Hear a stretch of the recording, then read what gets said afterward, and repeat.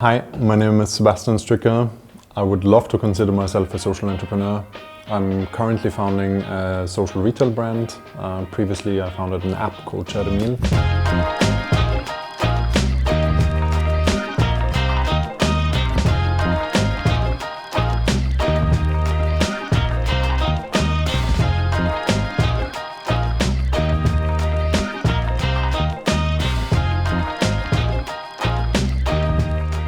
With Share Foods, we would like to build a European social grocery brand. A brand that is based on ensuring that consumers can buy something of high quality, but that is also based on the 1+1 model. So whenever they buy a product from us, we will be giving an equivalent product to someone in need. So for example, if you buy a bar, we will be providing someone who is suffering from hunger with a meal.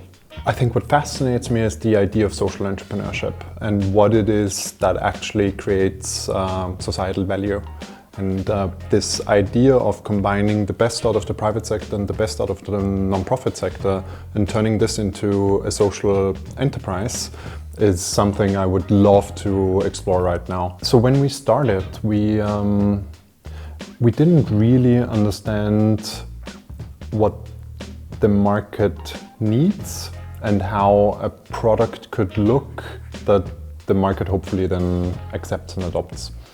I think we were in a situation where these two issues seemed like two very big questions that we could have spent a lot of time on. And so we somehow had to find a mechanism on, as quickly as possible, getting a sense on whether there is a market and what such a product could be made out of. I think design sprints have the advantage of forcing you to sprint, so to really time box, and doing this in a design methodology. It's a very practical manner to do that I think a lot of people can actually sign on to. I think we didn't really know what to expect. It seemed, given that it was a sprint, it seemed worthwhile doing it. We knew that Aj&Smart had a lot of experience doing it, and so the confidence level was certainly higher than it would have been otherwise. But it was a shot that we were willing to take. To my understanding, it comes out of the digital world, but I think it's just as applicable to physical products. I think the beauty of a design sprint is that it forces you to act, and the methodology is of a kind where it enables people to actually, even without prior knowledge of it, to participate. After week one, we felt we understood what the design sprint was about, but I think we thought that we don't really understand anything about the market and the product, or we rather felt, okay, there's really still a lot to do. And then in week two, we really forced ourselves to dig deeper into the hypothesis that we had built. And after week two, I think we felt that we certainly know a lot more. I think we came to the conclusion that we have the hypothesis in place that we want to spend the following couple of months on. I think it was a fun and new experience for us. It was also, we were a team that hadn't worked a lot together before, so it also had this team building component in there.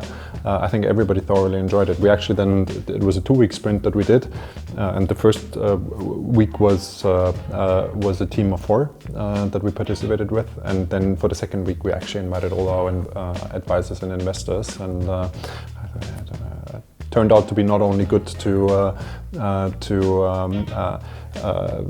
get a sense on the product and the market, but also to bring in our stakeholders and do something together with them. I think what we learned from the 2 sprints that we did was, for one, it's really worthwhile starting to do things and going out and getting feedback on the ideas that you're actually having, and it just takes you so much further than doing more and more research and discussing within the team.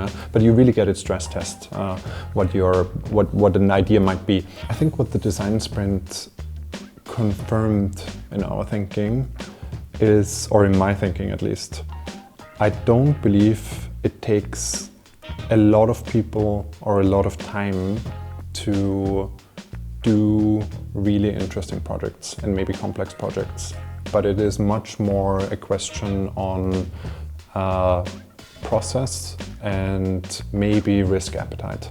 And the design sprints are a wonderful example of that.